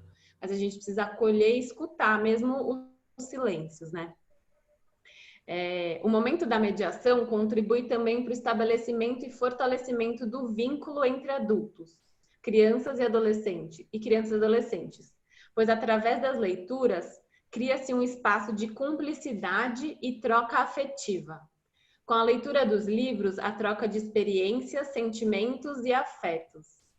Então, a Dé comentou bastante hoje também, acho que o vínculo é uma palavra que a gente vai falar muitas vezes, né? Que é muito importante. O vínculo não se faz do dia para a noite, não é porque ganhei um abraço que já tenho vínculo.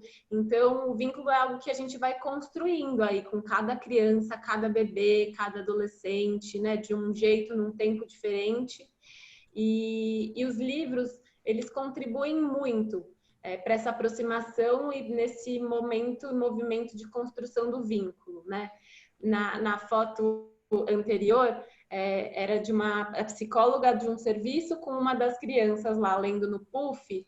Então, assim, pegou um livro e já estão ali juntinhas, né? Uma encostada na outra, uma já está lá sentindo como que está a respiração da outra e já se aproxima, querendo falar ou não. Então, a literatura e a mediação, ela permite que vocês estejam próximos, assim, um disponível para o outro, né? Um ouvindo, o outro escutando, e essa troca.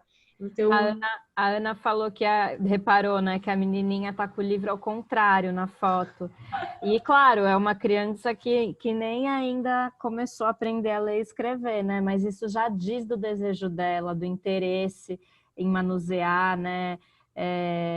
Então, é uma criança que mesmo sem saber ler, já está ali se relacionando prazerosamente com os livros, né? A gente não precisa saber ler para manusear, para experimentar, para pegar, para tentar ler, enfim. Muito legal o comentário. Ela já está devorando o livro. Fofa.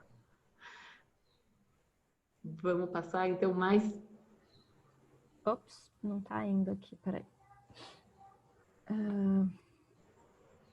E é isso, né? Que nem a Dé falou, às vezes a gente se inspira com alguém lendo no ônibus, às vezes é com a nossa mãe, às vezes é com um amigo nosso que é super devorador de livros, mas que os bebês pequenininhos também vão vendo e vão experimentando os livros de outras formas, né? Ainda não pelas palavras que eles vão conseguir ler, mas é vendo, aprendendo a folhear, como que a gente abre, que negócio é esse que abre, tem um monte de folha dentro, tem um jeito, né, da gente ler, é passando as páginas, então eles vão experimentando, virando de cabeça para baixo. Muito legal essa observação. O livro é uma obra de arte rica por si só, com textos e ilustrações, e devem ser apresentados ao leitor tal como é, sem mudança de palavras, sem pular páginas para encurtar ou qualquer outra alteração. Independentemente do impacto que uma obra de arte pode ter no sujeito que a aprecia, alterá-la nunca seria uma boa opção. Então, a gente escolheu esses 200 títulos a dedo para entregar aí para vocês. São histórias com diferentes personagens e temáticas. E todos esses livros, que são incríveis, eles foram escritos e ilustrados por pessoas, por profissionais que pensaram na hora de escrever e de ilustrar, né? Então, a gente não precisa mudar a palavra, pular uma página, enfim. Eles podem e precisam ser lidos da forma como eles foram escritos, né? Enfim, aproveitar esse autor e respeito a ele também, a essa obra que ele escreveu. Então, a gente não precisa pular, inventar história é muito legal, partir da cabeça também, tudo vale contar história, mas quando a gente está lendo um livro, a gente pode ler ele do jeito que ele está escrito, aproveitando as imagens e as ilustrações. A Ivani está falando que por meio da mediação a leitura se torna significativa tanto para o leitor quanto para o ouvinte. Sim. É compartilhar uma experiência junto, né? Uma experiência que pode despertar sentimentos, emoções, né? E é por isso que é significativa mesmo. Sim. Espera aí, porque demora um pouco às vezes para passar. E não, mediação de leitura não é obrigação. Muitas crianças e adolescentes já têm em suas vidas a marca de uma relação pedagógica com os livros. Então, precisam ler para aprender, ler em voz alta para treinar, ler para dizer o que compreenderam. Então, obrigar uma criança ou adolescente a ler torna a leitura apenas mais uma atividade a ser cumprida, sem graça e sem sentido.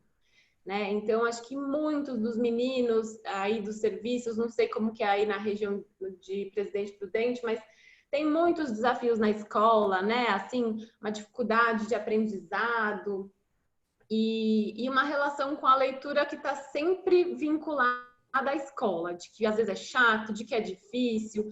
Então, a gente quer que a mediação aí na casa de vocês circule de uma forma leve, sem ser obrigatória e que seja cada vez mais prazerosa, né? Então, de não ficar perguntando o que entendeu, se surgir, se a pessoa quiser compartilhar, se vocês quiserem compartilhar o que entenderam, ótimo, mas acho que sem essa obrigação de, será que entendeu a moral da história, que o livro, será que ele sentiu que esse livro era para ler, porque hoje a mãe veio.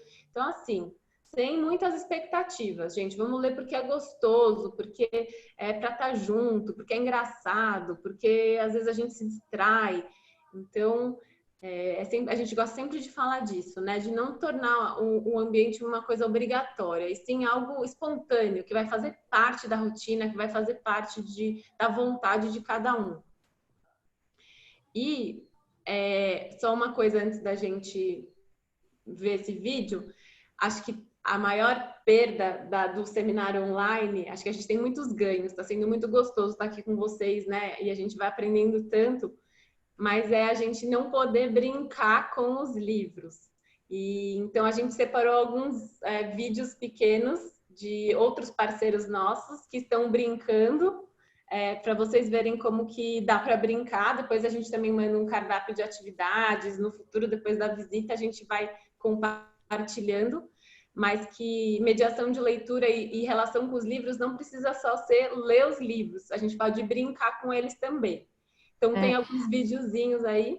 Aliás, para a gente dar este tom de que o livro é gostoso, de que o livro a gente lê porque tem um prazer envolvido nisso, brincar é um bom caminho, principalmente no começo, quando as crianças estiverem começando a conhecer o acervo, brinquem muito com os livros. E a gente vai mandar várias ideias de atividades para vocês brincarem, tá? A gente já manda por e-mail isso nos próximos dias, e assim que os livros chegarem, vocês não vão ter brincado aqui com a gente, porque a gente não tá junto, mas brinquem com as crianças, que vocês vão ver como é gostoso.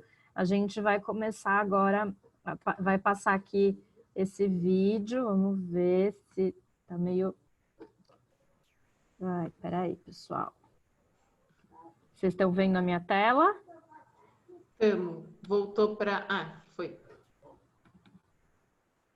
Vou passar aqui o vídeo.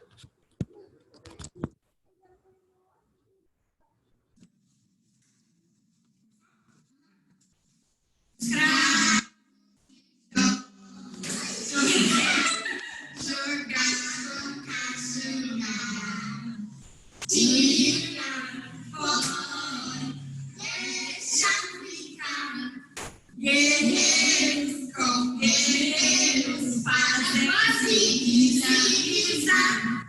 Guerreiros com guerreiros fazem zigue-zague.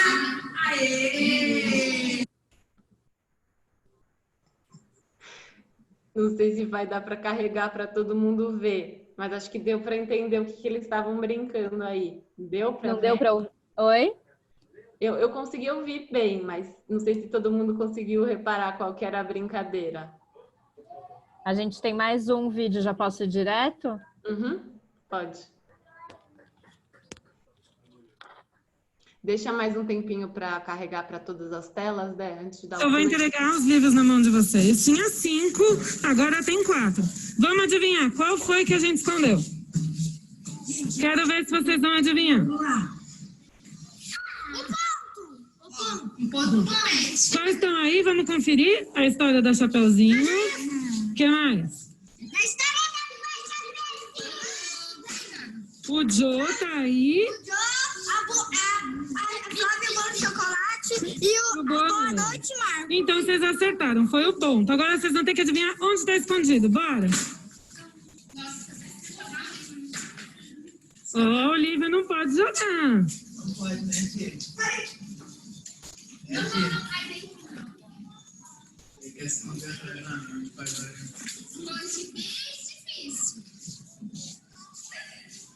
Vamos procurando.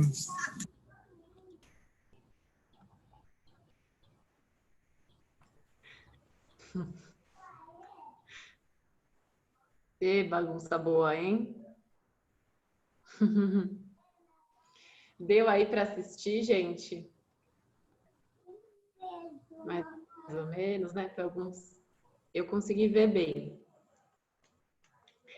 Mas é isso, para quem não... Bom, vou falar, né? Que é a atividade dos escravos de Jó, que dá para fazer com os livros e é super engraçado, é super legal. E aí depois o de encontrar o livro que faltou. Enfim, a gente depois passa para vocês o passo a passo de como brincar com eles, mas é sempre muito gostoso. Assim, a gente quis trazer, são vídeos de parceiros que a gente fez esse ano ainda, e que aí eles nos mandaram uns trechinhos de brincadeiras enquanto eles estavam brincando, e aí a gente aproveitou para passar para vocês. Dá para também fazer caça ao tesouro, dá para fazer mímica. Sabe aquela brincadeira de mímica para adivinhar o nome do filme? Dá para fazer isso em relação ao nome do livro, a história do livro. A Ana falou aqui que fez lembrar o filme do Contador de Histórias, né? Que a relação foi fundamental para criar vínculo, a relação com a leitura foi fundamental do Antônio Carlos com eu também não lembro o nome dela, é francesa, é Marguerite, alguma coisa assim, não sei falar. Marg alguma coisa. E é isso, ela compartilhava com ele muito da história de vida dela, e isso também contribuiu para o vínculo e para a identificação entre eles. É isso, né? Também a gente pode, quando se sentir confortável, ir trocando e falando das nossas lembranças e memórias, né? Todo mundo tem lembranças e memórias boas, difíceis, engraçadas. Então... A Andressa perguntou se a gente vai enviar no e-mail depois a apresentação. Apresentação ou vídeo? Andressa, o vídeo? Eu não sei se a gente vai poder mandar o vídeo, gente, porque o vídeo são de parceiros e acho que a gente tem uma responsabilidade de ser um material mais interno, e porque aparece a imagem das crianças e dos adolescentes, então acho que o vídeo das brincadeiras a gente não vai compartilhar, a gente vai compartilhar o vídeo aquele do Fazendo Minha História, aquele que fala do projeto, mas das brincadeiras não. E o vídeo... e a apresentação a gente vai passar para vocês e a gente vai passar todas as ideias de atividades. Inclusive, no site do Instituto tem um guia verdinho que é só sobre mediação de leitura. E lá tem todas as ideias de atividades que a gente vai depois compartilhar com vocês. Quem tiver curioso já pode entrar no site, procurar o guia de mediação de leitura e ver as brincadeiras que dá para a gente fazer com os livros. Então, pois é, Andressa, que pena que vocês não conseguiram ouvir. Mas as crianças estavam brincando de escravos de Jó e depois procurando os livros. E vocês vão poder depois viver isso na prática, gente. Vocês vão poder brincar com as crianças e ver a alegria e ver o entusiasmo delas se envolvendo com os livros. Então, eu imagino que vocês estejam aí um pouco ansiosos para entender como que funciona, mas vocês vão descobrir muito na prática como funciona, e vocês não precisam só brincar das brincadeiras que a gente vai sugerir, vocês podem inventar outras brincadeiras, né? Então, usem aí a criatividade para brincar muito com os livros. A Ivani está falando que esse segundo vídeo mostra a importância de sondar e deixar os leitores explorarem os livros. Sim, é isso aí. A exploração, quanto mais livre, né, mais espontânea, maior vai ser o prazer que eles vão ter pela leitura. Quem mais quer comentar algo? Quer perguntar? Tem alguma dúvida ao longo dessa nossa explicação da mediação? Falei um pouquinho aqui, mas acho que vale ler o manual, o capítulo, enfim, é bem importante a gente ir se conectando aí com o que é essa mediação, mas encorajando vocês aí, que todos são muito mediadoras e mediadores. É só o ato da gente estar junto e poder ler. O guia que a Yara está se referindo é o guia de ação para os colaboradores. A gente tem... A gente vai passar todos os links para vocês, tá? Mas a gente tem o Guia de Ação para os Colaboradores, que tem um capítulo específico sobre mediação de leitura. A gente tem um guia só sobre mediação de leitura. E a gente tem um terceiro guia de gestão do projeto, que daí é para as duplas gestoras saberem o passo a passo da gestão do projeto. A gente vai enviar por e-mail para todos os serviços, e aí os técnicos eles repassam para os educadores que tiveram aqui presentes hoje. Sim, fui falando dos guias, né, como se fosse óbvio, mas em breve vocês terão tudo em mãos também fisicamente, e aí vai ficando mais claro. E aí, pessoal, mais alguma dúvida? Sim, eu tenho mais uma coisa para falar. No kit de replicação do projeto, vocês vão receber 2 desses guias que eu falei. Vocês vão receber o guia de ação para os colaboradores e o guia de gestão. O de mediação vocês não vão receber porque a gente não tem eles mais impresso, a gente só tem ele virtual no site. Mas a gente manda os links.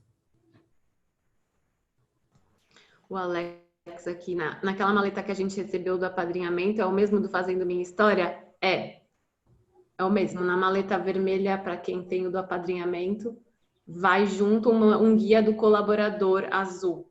Mas não vão alguns outros. Eu acho que o de gestão não vai. O de gestão não vai. Mas é esse mesmo. Se você já tem em mãos, Alex, manda ver. Dá uma olhada lá na parte de mediação de leitura. E nas outras partes também, se você quiser. Mas em breve todo mundo vai ter aí em mãos. Mas no site do Instituto tem todos online, tá, gente? É bem fácil de achar. Quem ficar curioso e quiser dar mais uma olhada, tem um cardápio de livros lá também, por tema, dá para dar uma olhada e ir vendo. Ficando com os títulos ainda, né? Ver se vocês conhecem alguns, já ouviram a história de algum dos livros. Vocês já tinham ouvido a história de Pedro? Já, uma mão levantada? Sim, bastante gente, acho que já. Algumas sim, sim. A história de Pedro é nosso xodó. Bom, acho que então a gente vai fazer uma leitura aqui para encerrar o nosso dia. Se depois desse seminário vocês tiverem outras dúvidas sobre mediação, pensarem em outras questões que não deu para a gente abordar aqui, a gente vai se falando por e-mail, por WhatsApp, e a gente vai ter a visita, onde a gente vai poder ter uma conversa mesmo, né? Que aqui a gente não consegue conversar tanto, mas na visita a gente vai fazer uma videochamada que vai dar para a gente trocar bem mais. Tá bom? Bom, então deixa eu colocar aqui para vocês. Me avisem se estão conseguindo ver minha tela. Sim. Mamãe botou um ovo. Bom, a mamãe e o papai disseram, achamos que está na hora de contar para vocês como são feitos os bebês. Tá bom, nós respondemos. As meninas são feitas de açúcar, temperos, cheiro de rosas e outras coisinhas mimosas, a mamãe falou. Os meninos são feitos de lesma, caramujo e pedaço de rabo de cachorro sujo, o papai contou. Alguns bebês são trazidos por dinossauros. Eles podem também ser feitos de bolacha, disse a mamãe. Às vezes a gente acha bebês embaixo das pedras, disse o papai. Também se pode plantar semente de bebês em vasos e cultivá-los numa estufa, disse a mamãe. Ou simplesmente comprar tubos com pasta de bebê. A mamãe botou um ovo no sofá, o papai disse. Ele explodiu e espirrou vocês dois para fora. Que monte de bobagem, nós rimos. Mas vocês quase acertaram quando falaram das sementes, do tubo e do ovo. Nós achamos que vocês não sabem como os bebês são feitos de verdade. Então vamos fazer uns desenhos para mostrar como é. A mamãe tem ovos mesmo. Eles ficam dentro da barriga dela. E o papai, sementes, nos saquinhos de sementes que ficam fora do seu corpo. O papai também tem um tubo. As sementes que estão nos saquinhos saem por ali. O tubo entra na barriga da mamãe por um pequeno buraco. Então, as sementes nadam lá dentro com a ajuda de seus rabinhos. Vejam só algumas maneiras que as mamães e os papais usam para se encaixar. Quando as sementes chegam na barriga da mamãe, elas começam a grande corrida ao ovo. Vamos nessa! O vencedor chega ao ovo e o ovo começa a se transformar num bebê bem pequenininho. Ganhei! Fui roubado! Tô fora! O bebê vai ficando maior e maior. E a mamãe vai ficando mais gorda e mais gorda. Quando fica pronto, o bebê salta para fora. Oi, mãe! E agora vocês já sabem. O que todo mundo já sabe.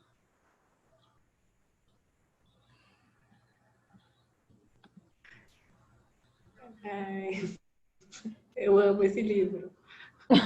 Esse é um livro que a gente escolheu porque ele é engraçado, né, gente? E ele especificamente não tem no acervo de vocês porque ele está esgotado. Há muito tempo esse livro está esgotado. Mas tem muitos livros que vocês vão ganhar que são engraçados, né? E também no começo, escolher esses livros, né, que são muito divertidos, é uma ótima pedida para começar a envolver as crianças com a literatura. Sim. Vocês vão descobrindo. É ótimo esse livro mesmo, gente. É muito legal. E, bom, a gente está então encerrando esse nosso segundo dia. Falamos bastante coisa, né? Voltamos aí no tempo, pensamos sobre nós e falamos de livros. E foi muito gostoso mais uma vez. A gente tem, então, nosso último dia de seminário amanhã, às 3h, nesse mesmo link. E, enfim, espero que vocês tenham aproveitado e a gente se vê amanhã mais um pouquinho. Acho que é isso, não tenho nenhum recado. As palminhas ali, gente. Tem gente que usa palminhas. É muito legal. Obrigada de novo pela presença, por compartilharem com a gente, por estarem aí presentes nesse modo online. É muito gostoso. Pediram o livro aí por e-mail, por PDF. A gente vai mandar as apresentações para vocês, então vocês vão ter tudo isso que a gente está usando esses dias. Então tá, obrigada, gente. Obrigada, pessoal. Beijo. Até amanhã, até amanhã. Beijos.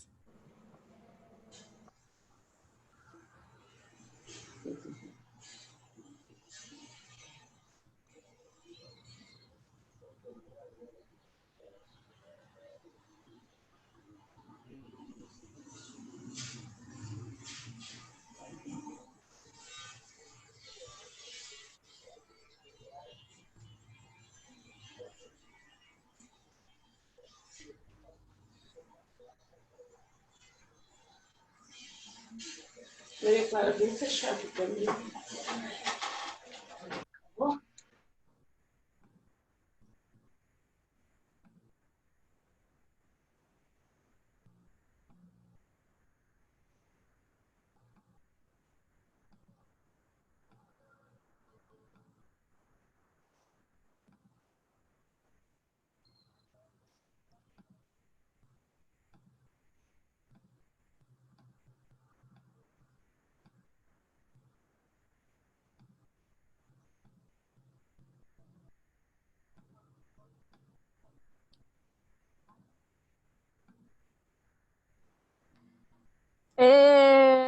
Gente, a gente terminou 4 minutos antes.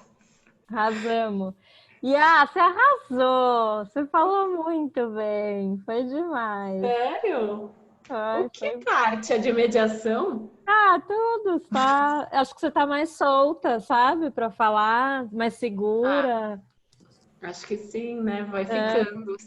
Que bom. Adorei. Foi super bom. Gostei. Puta, nossa, tamo bem, hein? Pode parar de gravar agora. Pronto.